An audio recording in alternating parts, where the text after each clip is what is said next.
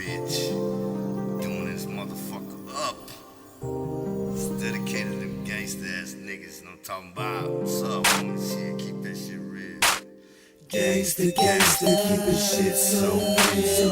Gangsta, gangsta, rolling up that key. Gangsta, gangsta, keepin' that shit real.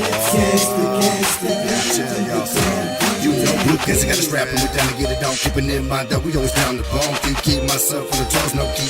Was a lot on the phone. Six tops, when they get to work on the block. Picking up a penny from the hot spot with a 7088 drop top. Scoop so straight from the watch, man, I can't something lost. So you best just walk on a real Jeep, man, lace spot, so stop. Look out, look here, come watch. Usp Jump for the Florence scotch, already been hot since 4 o'clock. I Smoke crowds, we kicking it. 19 years old, 1,000 miles away from my hometown, from my relatives and loved ones. Affiliated with the Latin Kings.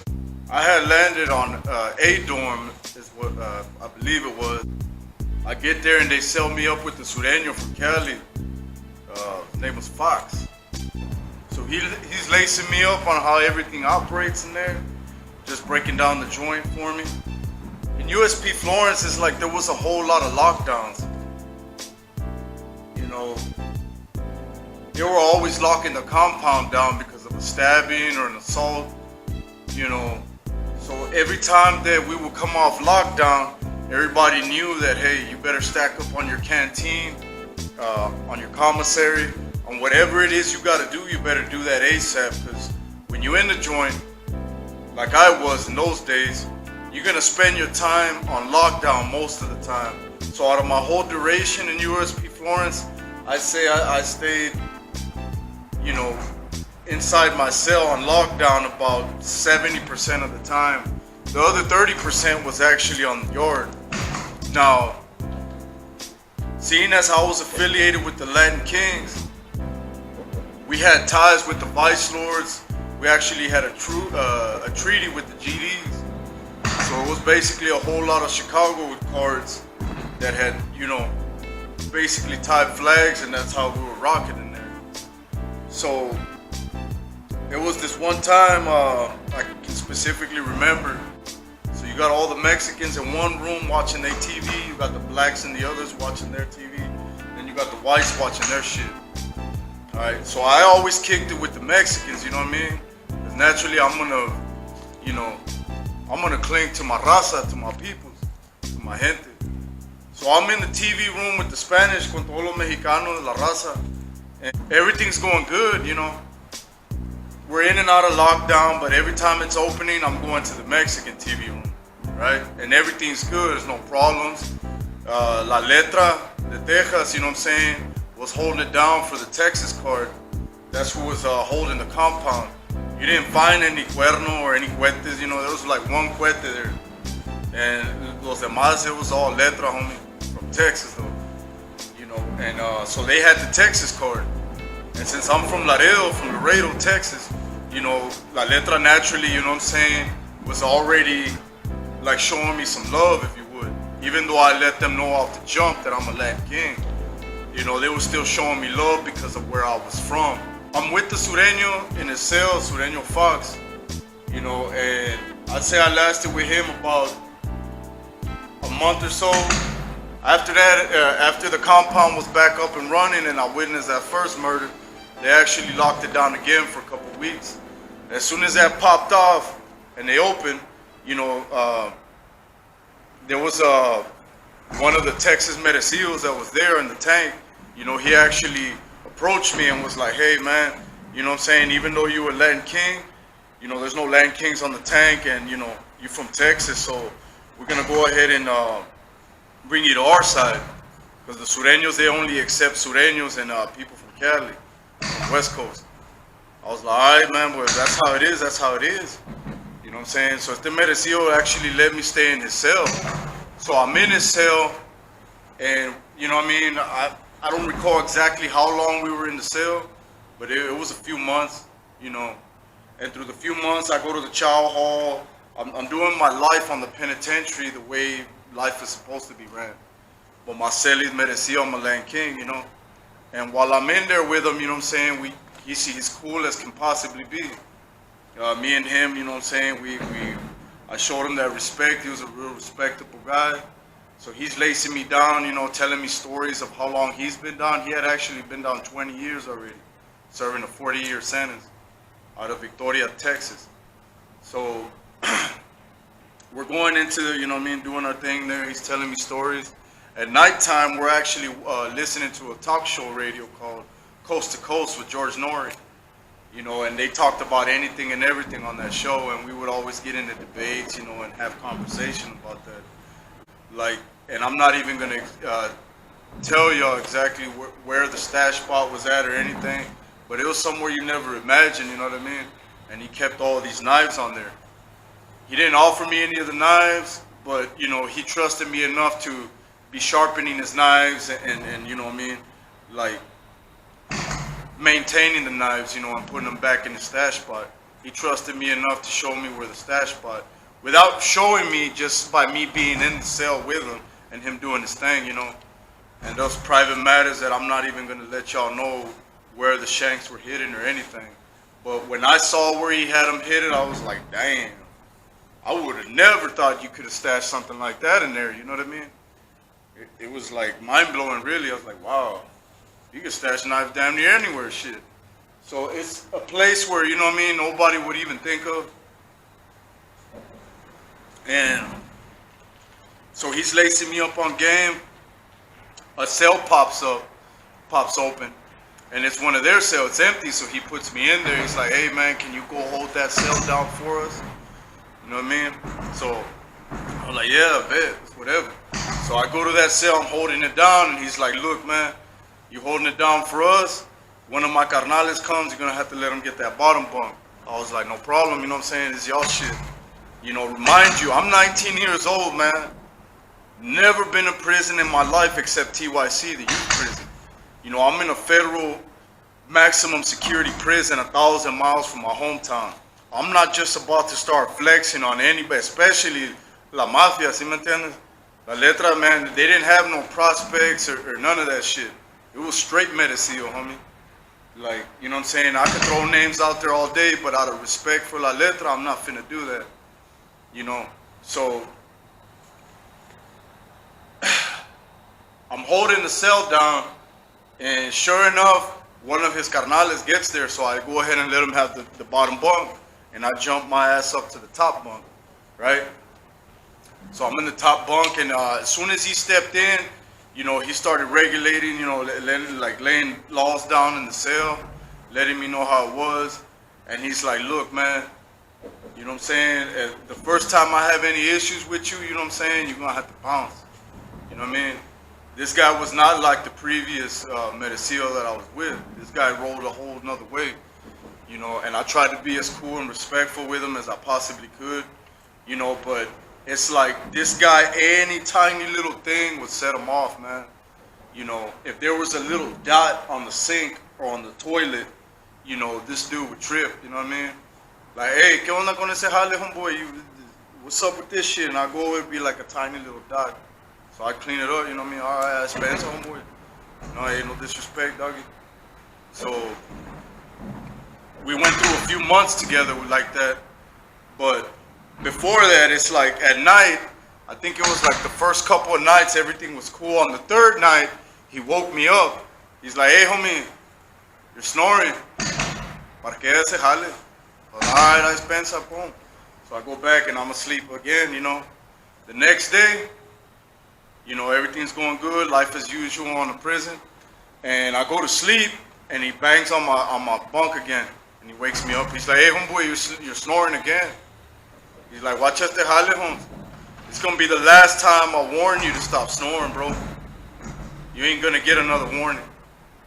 I was like, all right, I Spencer, Simon, really. So I wake up, and I'm shaking, man. I'm like, man, you know what I'm saying? I didn't even sleep after he said that.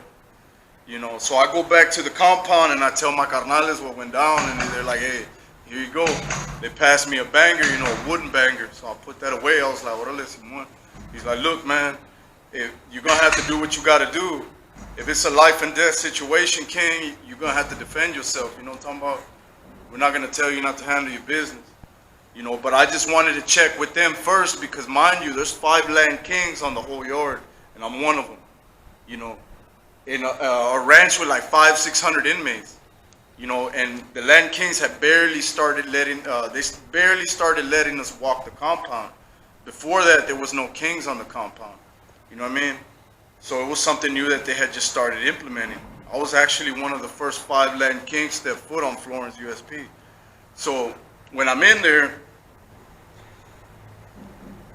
I'm like, the way I'm rolling, the way I'm holding it down is like, I'll be damned if I'm gonna be the one to fuck up the whole nation, you know what I mean, and get us kicked off the yard, you know, doing some shady shit, some foul shit, you know, dropping the fucking ball. So it's not me, I'm not finna do that shit, you know. So I go back to sleep, and I shit you not, I didn't sleep well, and probably not at all the rest of my duration while I was there with him. You know, I must have lasted another 4 or 5 months there with him, and I actually left to the halfway house from his cell. So I slept with the knife handy at all times, you know what I mean? Because I was scared if I fell asleep, this dude was gonna kill me. You know, and he had told me stories about shankings he had did in previous yards, you know, slashings that he had slashed boys in their face. You know, he had told me so many war stories he had been through. I was like, man, you know what I'm saying? I honestly felt like this wooden knife wasn't gonna do me no fucking good anyhow. But I still kept like an iron grip on it at night. You know what I'm saying? It's like, that was just my defense state. But, you know, a few weeks go by, and there was an issue that had popped off with one of the vice lords, you know, with the Sureños. So, you know, the card gets all together, and the brothers, you know, the brothers start having a meeting with the lords and with the GDs, and they're getting together, you know, and then I go over there too. So I'm there, we talking, and the Sureños talking with La Letra. They're all doing their thing. So when I go back to the tank, you know, I try to go to the TV room, the Mexican TV room, and off the rip, you know what I'm saying, one of the merecidos comes and approaches me. He's like, hey, my old celly, the one that, you know, was letting me hold it down with the current merecido that I was with. So he tells me, hey, homie, the Sureños don't want you in the Mexican TV room. They said you gotta go with the blacks. And I was like, what? What you mean? He's like, man, I'm not telling you what to do. You're your own man. You know what I'm saying? I'm just letting you know what they said, and you know what I mean? It's like, if I was you though, I wouldn't go in there, bro. See me entiendes? Like, I was like, all right, no, Simón, esto puro respeto, gracias. I was like, all right. He lays me down, and then I talked to one of the Sureños, the main Sureños there, that was holding it down in the tank. And he actually had the whole yard, you know. So he talks to me and he tells me, no, pues watch on. You can't come in the TV room, ¿me entiendes? Tu gente está con los morenos, so you gotta roll with them, bro. We're not gonna let you in the TV room. So, you know what I'm saying? Looking at it from a tough guy's perspective, you could say my nuts were tested, that I was disrespected, you know what I mean? And a lot of people will probably say, oh, you should have did this, you should have did that, you should have rolled on them. This is exactly what I did. I did not step foot into that TV room ever again through my whole duration. But I also did not go to the blacks TV. I didn't go to the whites TV. I stopped seeing TV all completely. And they actually had TVs in the day area just hanging off the tier. So I can actually watch those, you know, from anywhere in the day area. Those basically nobody has them, you know what I mean? You just watch whatever's there and that's it. I don't think they even had any remotes to those. Except like the trusty, like you'd have to have some kind of special permission to borrow it or something like that. But the TV rooms themselves, those do have a remote and those stays with whoever the hell's running that TV room, you know. So, needless to say, you know what I mean, I swallowed my pride, and it was fairly easy to do, you know, considering that I was outnumbered in a place that was unfamiliar to me, you know. But me and that Sureño actually ended up getting cool towards the end, and I actually bought a couple of paintings from him, you know what I mean? And I mailed those to my grandpa out in the free world. So we in there, we in the ranch, you know what I mean? And you know, through the whole duration, all you can hear is man down, lock it down. So we getting locked down, there's fucking shankings, murders going on throughout the yard. if there's a murder or a shanking that goes on in another unit, then the whole compound gets locked the fuck down. There was this one day that I was up in the tier. I had just made me a little nacho bowl, you know, because basically they had opened up the unit. Like, we can roam around in the unit, but there was no like movement on the yard. You couldn't go to rec, you couldn't go anywhere. We even had chow in the fucking unit. They locked us in our cell and then boom. So we in the unit, I'm watching and I'll never forget this specifically.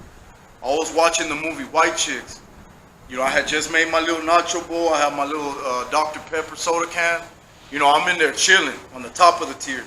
Just sitting down, eating, you know what I mean, watching the movie, listening to it with my radio, one earbud in and another one out. And all of a sudden I hear a commotion, like boom, boom, boom, boom. And I see a bunch of people scattering like out the corner of my eye. So I turn down and I look there and I see this white dude, you know, over, there was another white dude laid on the ground, like with a puddle of blood around him. And this other dude standing over him, just bang, bang, going to town. He must have stabbed him about 40, 50 different times. But the body, the whole time he's shanking him, wouldn't move. It was like just a dead corpse. So he's stabbing the hell out of him. There's blood gushing out his head, you know, but the guy's dead as a doornail, you know. Apparently he had died from the first shank that he had stabbed him through the neck. Died instantly somehow. You know, so when he fell down, he died instantly and there was no movement. But this guy continued to go to town on him. And everybody's getting in their cell. Everybody knows what time it is, you know what I mean?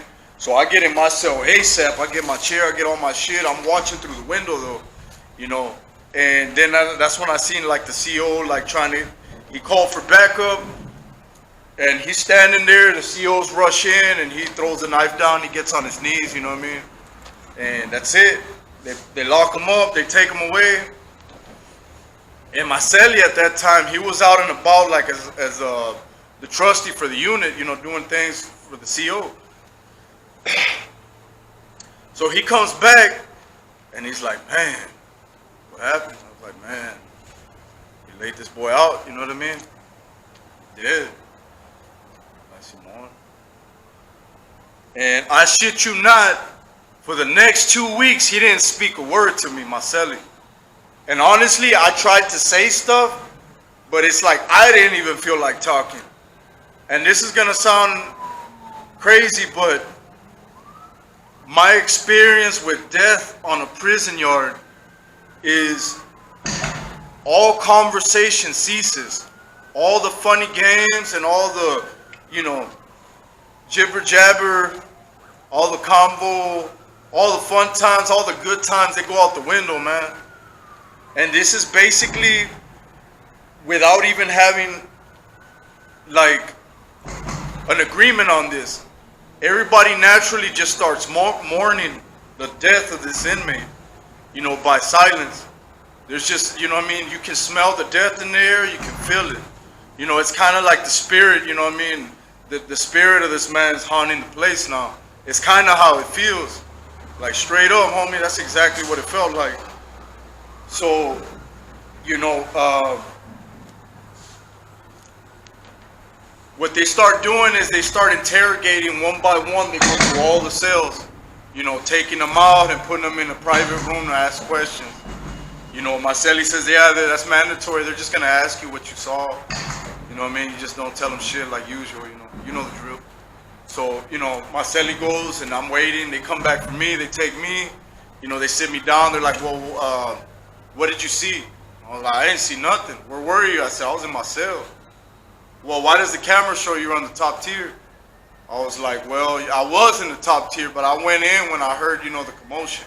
But I didn't see nothing with my eyes. I don't know what happened, you know what I mean? But all right, get them out of here. So it was a short and sweet interrogation. They ain't not trying to juice me for info or none of that. If you're not willfully giving it up, they want you out of that freaking office and on to the next one. Because they got all these inmates to interrogate, mandatory. So I didn't tell them shit, I didn't see shit. You know what I mean? I just kept it grooving. But needless to say, you know what I mean? There's cameras on the tank. You know, it was an open and closed case. But through policy, they still gotta ask all this crap. You know what I mean? So that was honestly the worst murder I had seen on Usp Florence. Out of the ones that I have seen, that was actually the one that stuck with me the hardest. Just by seeing how this guy was going to town on the dude, you know, in front of the COs yelling him stop, and he was just shanking the hell out of him. You know, and there was one lesson that I learned from this merecido from Texas, you know, that told me, he's like, when you in a knife fight, you always want to tie your shank with string. Tie a string at the end of it, and then always keep that string, if you ever get in a fight, tie it around your wrist, like a rooster fight. He says, because basically what happens, I've seen cats that drop the knife, you know, and then they get slaughtered, they get butchered because they don't got that knife on them no more and they can't get it. You know what I'm saying? But if you have that string, if it falls off, you can always pick it back up. So that was one lesson that I did learn from this merecido.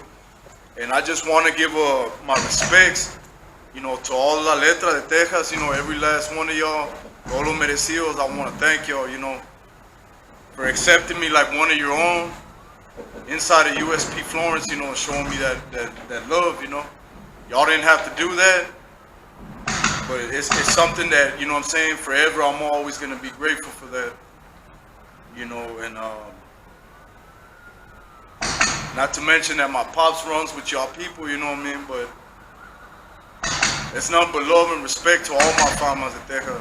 La Letra, El Cuerno, El Cohete, you know, and I just shoot y'all's placazos out there out of respect, you know, and I keep all the confidential stuff private out of respect also, you know what I mean? So with all that said, it's your boy Jaime G, Freedom Lifestyle 19, we out.